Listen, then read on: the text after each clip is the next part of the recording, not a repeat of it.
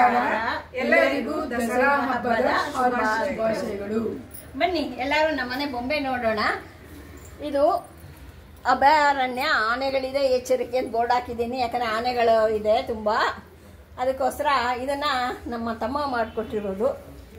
ಇದನ್ನ ಎಂಟ್ರೆನ್ಸ್ ನಮ್ಮ ಮನೆಯ ದಸರಾ ಹಬ್ಬದ ಗೊಂಬೆ ಪ್ರದರ್ಶನಕ್ಕೆ ಆಮಂತ್ರಣ. ನಿಮ್ಗೆಲ್ಲ ವೆಲ್ಕಮ್ ಮಾಡ್ತಾ ಇದ್ದೀವಿ, ಬನ್ನಿ. ನಮಸ್ಕಾರ. ಎಲ್ಲರಿಗೂ ದಸರಾ ಹಬ್ಬದ ಶುಭಾಶಯಗಳು. ಮೈಸೂರು ದಸರಾವು ಭಾರತದ ಕರ್ನಾಟಕ ರಾಜ್ಯದ ನಾಡಹಬ್ಬ. ಇದು 10 ದಿನಗಳ ಹಬ್ಬವಾಗಿದ್ದು ನವರಾತ್ರಿ ಎಂದು ಕರೆಯಲ್ಪಡುವ 9 ರಾತ್ರಿಗಳಿಂದ ಪ್ರಾರಂಭವಾಗುತ್ತದೆ ಮತ್ತು ಕೊನೆಯ ದಿನವನ್ನು ವಿಜಯದಶಮಿ ಎಂದು ಹೇಳಲಾಗುತ್ತದೆ. ಇದು ಸಾಮಾನ್ಯವಾಗಿ ಸೆಪ್ಟೆಂಬರ್ ಮತ್ತು ಅಕ್ಟೋಬರ್ನ ಗ್ರೆಗೋರಿಯನ್ ತಿಂಗಳಿನಲ್ಲಿ ಬರುತ್ತದೆ. ಹಿಂದೂ ಹಬ್ಬವಾದ ದಸರಾ, ನವರಾತ್ರಿ ಮತ್ತು ವಿಜಯದಶಮಿಯು ಕೆಟ್ಟದರ ಮೇಲೆ ಒಳ್ಳೆಯದರ ವಿಜಯವನ್ನು ಆಚರಿಸುವ ಹಬ್ಬವಾಗಿದೆ.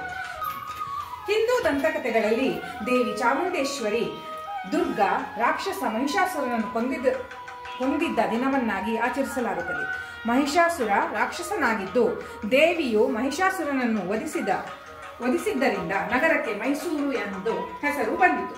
ಮೈಸೂರು ಸಂಪ್ರದಾಯವು ಈ ಹಬ್ಬದ ಸಮಯದಲ್ಲಿ ಯೋಧರು ಮತ್ತು ರಾಜ್ಯದ ಒಳಿತಿಗಾಗಿ ಹೋರಾಡಿದವರನ್ನು ಸ್ಮರಿಸುತ್ತದೆ.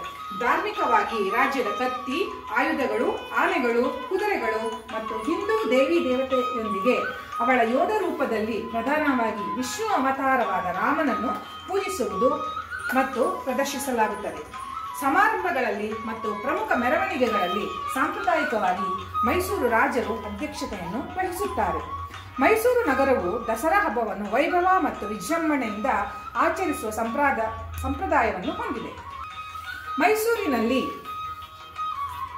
ದಸರಾ ಉತ್ಸವವು 2019ರಲ್ಲಿ 409ನೇ ವಾರ್ಷಿಕೋತ್ಸವವನ್ನು ಪೂರ್ಣಗೊಳಿಸಿತು. ಅದರ ಪುರಾವೆಗಳು ಕರ್ನಾಟಕ ರಾಜ್ಯದಲ್ಲಿ 15ನೇ ಶತಮಾನದಲ್ಲಿ ವಿಜಯನಗರ ಸಾಮ್ರಾಜ್ಯದ ರಾಜರಿಂದ ಆಚರಿಸಲ್ಪಟ್ಟವು ಎಂದು ಸೂಚಿಸುತ್ತದೆ. 15ನೇ ಶತಮಾನದಲ್ಲೇ ವಿಜಯನಗರ ಅರಸರ ಕಾಲದಲ್ಲಿ ದಸರಾ ಹಬ್ಬಗಳು ಆರಂಭವಾದವು.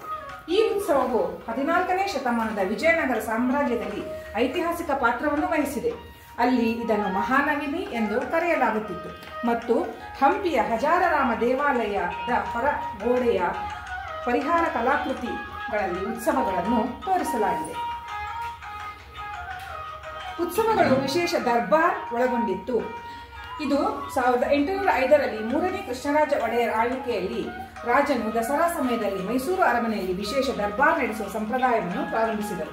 ಈ ಸಮಯದಲ್ಲಿ ರಾಜಮನೆತನದ ಸದಸ್ಯರು, ವಿಶೇಷ ಆಹ್ವಾನಿತರು, ಅಧಿಕಾರಿಗಳು ಮತ್ತು ಜನಸಾಮಾನ್ಯರು ಭಾಗವಹಿಸುತ್ತಾರೆ. ಚಿನ್ನದ ಸಿಂಹಾಸನದ ಮೇಲೆ ಪಟ್ಟದ ಕತ್ತಿ ಇರಿಸುವ ಮೂಲಕ ಈ ಸಂಪ್ರದಾಯವನ್ನು ಮುಂದುವರಿಸಲಾಯಿತು. ಮಹಾನವಮಿ ಎಂದು ಕರೆಯಲ್ಪಡುವ ದಸರಾದ 9ನೇ ದಿನವು ರಾಜಕಡುಕವನ್ನು ಪೂಜಿಸುವ ಮಂಗಳಕರ ದಿನವಾಗಿದೆ. ಈ ದಿನ ಆನೆಗಳು, ಒಂಟೆಗಳು ಮತ್ತು ಕುದುರೆಗಳನ್ನು ಒಳಗೊಂಡು ಮೆರವಣಿಗೆಯಲ್ಲಿ ಕರೆದೊಯ್ಯಲಾಗುತ್ತದೆ. ಇದೇ ಹಬ್ಬವನ್ನು ಭಾರತದ ಉತ್ತರ ಭಾಗಗಳಲ್ಲಿ ದಶೇರಾವಾಗಿಯೂ ದುರ್ಗಾ ಪೂಜೆಯಾಗಿಯೂ ಆಚರಿಸುತ್ತಾರೆ. 9 ದಿನಗಳ ಈ ಹಬ್ಬಕ್ಕೆ ನವರಾತ್ರಿ ಎಂಬ ಹೆಸರು ಇರುವುದು.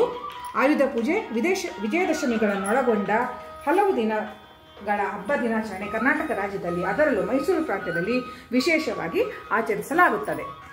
ನೋಡಿ, ಈ ಗೊಂಬೆಗಳನ್ನೆಲ್ಲ ನಮ್ಮ ಸೊಸೆ, ನಮ್ಮ ಮಗ ಅವ್ರಿಗೆ ತುಂಬಾ ಆಸೆ. ಇದನ್ನೆಲ್ಲ ತುಂಬಾ ಸಂಗ್ರಹಿಸಿದ್ದಾರೆ. ಅದನ್ನ ನಾನು ಇಟ್ಟು ತುಂಬಾ ಚೆನ್ನಾಗಿ ನಿಮ್ಮನ್ನೆಲ್ಲ ಬರೆ ಹೇಳಿ ಎಲ್ಲರೂ ತುಂಬಾ ಚೆನ್ನಾಗಿದೆ ಅಂತ ಹೇಳಿದ್ರು. ನಿಮ್ಗೆಲ್ಲ ತುಂಬಾ ಧನ್ಯವಾದಗಳು. ಇವ್ರು ನೋಡಿ, ನಮ್ಮ ಅಕ್ಕ ಉಮಾ ಅಂತ, ಇವ್ರ ಮನೇಲಿ ತುಂಬಾ ಚೆನ್ನಾಗಿ ಬೊಂಬೆ ಎಲ್ಲ ಇಟ್ಟಿದ್ದಾರೆ. ಅದಕ್ಕೆ ನಾವೆಲ್ಲ ನೋಡಕ್ ಬಂದಿದೀವಿ. ತುಂಬಾನೇ ಚೆನ್ನಾಗಿದೆ. ನೀವು ಎಲ್ಲ ನೋಡಿ. ಧನ್ಯವಾದಗಳು.